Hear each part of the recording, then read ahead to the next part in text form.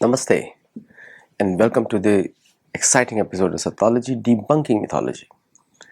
आज थोड़ा हम संस्कृत भाषा के ऊपर चलते हैं। संस्कृत ये भाषा भगवान विष्णु के द्वारा ब्रह्मा को दी गई थी। सबसे पहले शब्द हैं ब्रह्मा के तप, उनको सुनाई दिया तप और फिर उन्होंने तप आरंभ किया।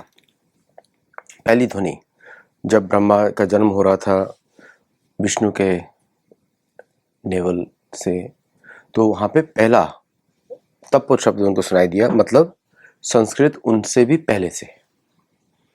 तो पृथ्वी का इतिहास और संस्कृत का इतिहास टाइम फ्रेम एक ही है, और लेकिन संस्कृत उससे भी पुरानी है। ये सत्य है, ये हमारे वेदों पुराणों में इतिहास लिखा गया है। सभी ऋषि मुनियों ने संस्कृत में, अगस्त्य ऋषि ने संस्कृत में भाष्य लिखे, संस्कृत में पढ़ाते थे। मतलब अगर संस्कृत पढ़ाते थे इसका मतलब प्रचलन थी। फिर उन्हीं अगस्त्य ऋषि ने तमिल बनाई, समझे आप? तो मतलब संस्कृत तमिल से पहले है, क्योंकि अगस्त्य ऋषि संस्कृत में भाषण करते थे। कितने उनके भाष्य हैं जो संस्कृत में है। इसका मतलब अगर उन्होंने बनाई है और वो संस्कृत बोल रहे हैं, इसका मतलब संस्कृत तमिल बाद में आई। वेस्टर्न कैलकुलेशन पे आप बिल्कुल मत जाइए। 100 BC 200 BC ये तो बकवास है। वो क्योंकि वो बाइब्लिकल मिथोलॉजी से आई है, BC की डेट, AD की डेट। अगर वो व्यक्ति नहीं था तो कैसे उसको मानेंगे? तो we don't cater to that dates, ठीक है। हमारे रामायण महाभारत जो हमारे ग्रंथ कलयुग के द्वापर युग में लिखे गए सारे वेद व्यास के द्वारा, वो महाभारत युद्ध के पहले लिखे गए कुछ, और कुछ महाभारत युद्ध के बाद लिखे गए। तो वो टाइम फ्रेम जो आता है आज से 6-7 साल हजार पुराना आता है, 7,000 एटलीस्ट पुराना आता है। तो सारी टाइमलाइंस गलत है। जो अब्राहमिक फेथ्स हैं जिन्होंने टाइमलाइंस डाली हैं, सब झूठ लिख रहे हैं, काल्पनिक है, पूरा काल्पनिक, हवा में है सब कुछ। रोमन्स ही ढूंढ रहे थे कि उनके कौन सा लीडर है, भाई रोमन्स ही ढूंढ रहे थे। इसे रोमन्स ने अब्राहमिक रिलीजन्स बनाना शुरू किया, बाद में उसको कॉपी किया बाकी लोगों ने। चलिए संस्कृत भाषा पे आते हैं। संस्कृत भाषा से, जो संस्कृत है हमारे पुराणों में, ये है संस्कृत ऋग्वेद में, फिर उसके बाद है आपके पुराणों में, ये है संस्कृत पुराणों में, ये संस्कृत पुराणों में है, फिर रामायण में संस्कृत है, महाभारत में संस्कृत है। और एक्चुअली भारत के सभी लोग संस्कृत ही बात करते हैं। इनफैक्ट पूरे दुनिया के लोग संस्कृत बात करते हैं। संस्कृत बेस्ड लैंग्वेजेस हैं। लोग मुझे जब पूछते हैं कि मुझे संस्कृत सीखनी है, मैंने कहा आप तो भाषा में बात ही कर रहे हो संस्कृत में। हिंदी के आपको बस ध्यान से पढ़ना है, गीता के श्लोक या कहीं और के श्लोक ध्यान से देवनागरी में पढ़ने हैं, आपको सब समझ में आने शुरू हो जाएंगे। संधि विच्छेद करिए, बड़ी सरल है। तो वेदों की संस्कृत भी व्यासदेव ने लिखी है, महाभारत की संस्कृत भी व्यासदेव ने लिखी है। गणेश जी लिख रहे हैं और सोच समझ के लिख रहे हैं, तो महाभारत की संस्कृत थोड़ी गणेश जी के हिसाब से है। पुराणों की संस्कृत भी व्यासदेव ने वेरीफाई करी है। तो ये बोलना कि वैदिक संस्कृत अलग है, बाकी संस्कृत अलग है, ये अतिशयोक्ति है, ये तथ्यपूर्ण नहीं है, क्योंकि एक ही व्यक्ति लिख रहा है 5 शिष्यों के थ्रू। उसके पहले ओरल ट्रेडिशन था वेदों का, और हर कलयुग में लिखी जाती हैं। ऐसा नहीं कि अभी से लिखी गई हैं। अभी तक 28 व्यासदेव आ चुके हैं, पुराणों में लिखा हुआ है। हर द्वापर युग कलयुग की संध्या में आते हैं व्यासदेव। और तो जो संस्कृत जो हमको मिली हुई है, वो उसमें कोई फर्क नहीं है, शब्द भी सब एक हैं, लेकिन पुराने ग्रामर्स अलग हैं, पुराने वर्ड्स अलग हैं। थोड़ा हम लोगों को लगता है, बट उसी समय लिखे गए सारे। पहला सुमंतु, जैमिनी और वैशंपायन इन्होंने लिखी है। तो वैदिक संस्कृत से आती है, ऐसे बोलते हैं कुछ लोग। प्राकृत संस्कृत आती है, फिर मगधी आती है, गांधारी आती है, शौर सेनी आती है। शौर सेनी से दार्दिक और अनेक प्रकार के भाषाएं आती हैं। शौर सेनी से आती पहाड़ी आती है, और फिर उसके बाद जो मारवाड़ी गुजराती भी आती है शौर सेनी से। शौर सेनी से आती है हिंदी, डोगरी, पंजाबी, ये सब भाषाएं आती हैं। और फिर पाली भी संस्कृत से प्राकृत आई, प्राकृत से पाली आई। फिर महाराष्ट्रीय आती है जो मराठी या कोंकणी होती है। फिर एलू होती है जो सिंगला, दिवेही, द्विवेदी से आती है, वो भी प्राकृत से आती है, एलू। और जो मगधी, फिर गांधारी, फिर शौरसेनी, इससे ये सब आती हैं। और यही भाषाएं जो हैं दूसरे देशों में फैली धीरे धीरे। इसलिए आपको मिलेगा ईरान में सारे शब्द मिलेंगे संस्कृत के, यूरोप में मिलेंगे, ईस्टर्न यूरोप में मिलेंगे, रशिया में मिलेंगे, साउथ अमेरिका में मिलेंगे, यूरोप, मतलब ये सभी तो कॉलोनीज हैं। अगर स्पेनिश पहुंच गई तो संस्कृति पहुंच गई वहाँ पे, समझे आप। तो अब संस्कृत वहाँ पे हर जगह सभी भाषाओं में, संस्कृत सभी देशों में बोली जाती है संस्कृत। इंग्लिश के तो बहुत सारे वर्ड संस्कृत में आते हैं, सेरेंडिपिटी, शरणागति, बहुत सारे वर्ड्स आते हैं, ब्रदर, मदर, फादर, सिस्टर, सब संस्कृत से आते हैं।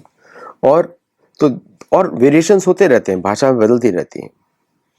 और जो इतिहास में लोग बोलते हैं कि संस्कृत जो है हम लोगों को समझ में नहीं आती, अब देखते हैं हम लोगों को बहुत ज़्यादा विश्वास होता है फॉरेनर्स के ऊपर, अंग्रेज़ों के ऊपर। अब मैं सैन डिएगो से हूँ, 1943 में पॉइंट लोमा यूनिवर्सिटी में संस्कृत पढ़ाई जाती थी।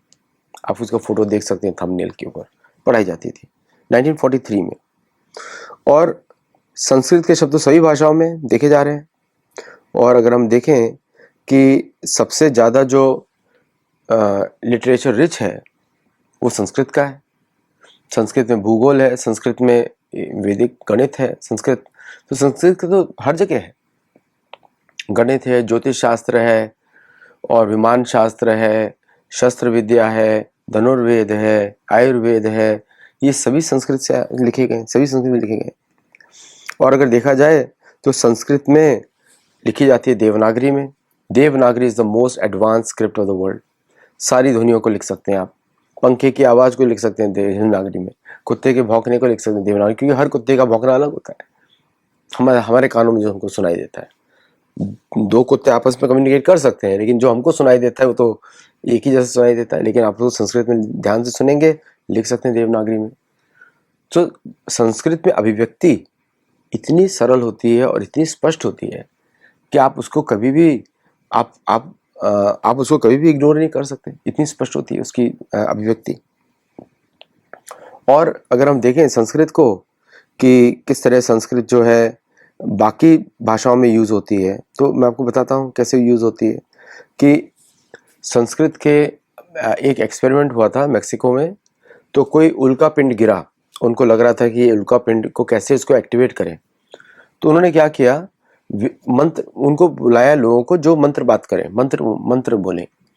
तो लोगों ने भगवद गीता पढ़ना शुरू किया, तो उल्का थोड़ा सा एनर्जाइज हो गया, क्योंकि ये देवलोकों की भाषा है। तो जहाँ से जो भी कण गिरेगा दूसरे विश्व से, कहीं और से गिरेगा, दूसरे लोकों से गिरेगा, तो संस्कृत में रिएक्ट करता है। नासा के मैसेजेस संस्कृत में होते हैं, इंग्लिश में नहीं होते। उसको मालूम है कि संस्कृत लोग समझ सकते हैं दूसरे प्लैनेट्स पर भी। और जैसे अगर हम हर संस्कृत का जो हम अक्षर देखें देवनागरी में, संस्कृत भाषा है, देवनागरी लिपि है, तो उसका एक अलग तरीके से उसको आप ध्वनि उसकी निकलती है, प्रोनाउंसिएशन, उसको आप लिख सकते हैं देवनागरी में। Devanagari is the most advanced script और Sanskrit is the most complete भाषा। उस संस्कृत से कंप्लीट कोई है नहीं, कोई और भाषा नहीं है। बाकी भाषाओं में साउंड ही नहीं है, मैं एग्जांपल्स नहीं दूंगा, लेकिन लोग जानते हैं साउंड्स ही नहीं है। चाहे लोग जितना भी बात करें, तो साउंड अगर नहीं है तो कैसे आप एडवांस मानोगे उसको। ऐसी भाषा होनी चाहिए जो सभी प्रकार की ध्वनि प्रोड्यूस कर सके, सभी प्रकार के वर्ड्स उसके अंदर हो। संस्कृत में सारे वर्ड्स हैं। उर्दू संस्कृत से आती है, अगर उर्दू में से हिंदी निकाल दी जाए, संस्कृत निकाल दी जाए, तो उर्दू भाषा नहीं बचती, समझे आप। पारसी में से संस्कृत निकाल दी जाए, पारसी भी नहीं बचती। पारसी शब्द ही संस्कृत है, पारसिक, है ना। बालिख्य से, बालिख्य संस्कृत का नाम है। रूस भी संस्कृत का नाम है। उत्तर कुरु, रूस, ऋषियों की जगह ऋषि, है ना। और जो कंप्यूटर मशीन्स हैं, जो मशीन लेवल प्रोग्रामिंग होती है, उनको संस्कृत इजीली समझ में आ जाती है। सारे अल्फ़ाबेट समझ में आ जाते हैं कंप्यूटर को, और उसको सबसे कम समय लगता है संस्कृत समझने के लिए। और संस्कृत भाषा में दो प्रोनाउंसिएशन नहीं होते जैसे बाकी भाषाओं में होते हैं। इंग्लिश का तो हालत ही ख़राब है। अमेरिकन हंसते हैं, अभी कैलिफोर्निया के अमेरिकन हंसते हैं न्यूयॉर्क हम इंग्लिश पे, न्यूयॉर्क के इंग्लिश वाले बोलने हंसते हैं लुइसियाना वालों के ऊपर, अलाबामा के ऊपर, टेक्सास के ऊपर, वो लोग हंसते हैं ब्रिटिश इंग्लिश पे, ब्रिटिश इंग्लिश हंसते हैं अमेरिकन इंग्लिश पे। इंग्लिश तो रेसिस्ट लैंग्वेज है, लैंग्वेज ही रेसिस्ट है। अगर हम लोग इंग्लिश में बात करेंगे तब भी उनको प्रॉब्लम होती है, तो नहीं बात करते, चलो हम शोज हिंदी में बनाएंगे। और अगर तो इंग्लिश और जो भी लैंग्वेजेस है, स्पेनिश है, एक्सेंट्स के माध्यम से बदलती हैं। मतलब जो जैसा बोलता है वैसा बदल जाएंगी।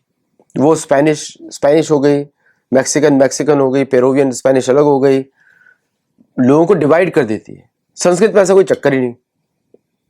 संस्कृत में आप अगर संस्कृत बोलेंगे, देवनागरी में लिख के पढ़ेंगे, कोई भी एक्सेंट का फर्क पड़ने वाला नहीं है कहीं पर भी, समझे आप।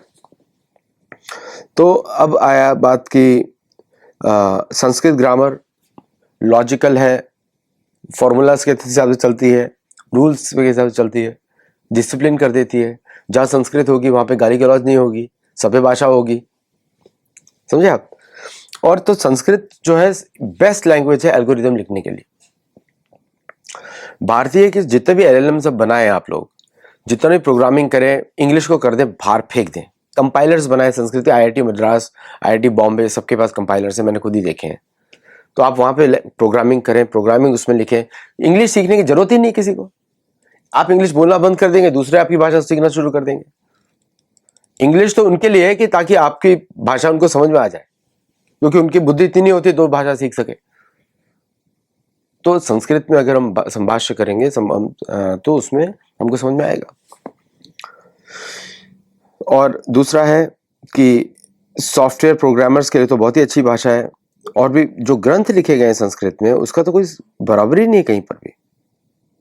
और संस्कृत देवनागरी से ही आता है ब्राह्मी, फिर ब्राह्मी से इंग्लिश आता है, रोमन अल्फाबेट्स आते हैं, कोई रोमन से कुछ बनाया तो है नहीं। उनका cultural composition is also zero. Cultural है कंट्रीब्यूशन, मारने पीटने में, लूटने में, घसोटने में, गे बनने में, लेस्बियन बनने, ये कंपटीशन है रोमन्स का। क्या सीखेंगे कुछ दूसरे लोग? संस्कृत में ऐसा कुछ होता नहीं।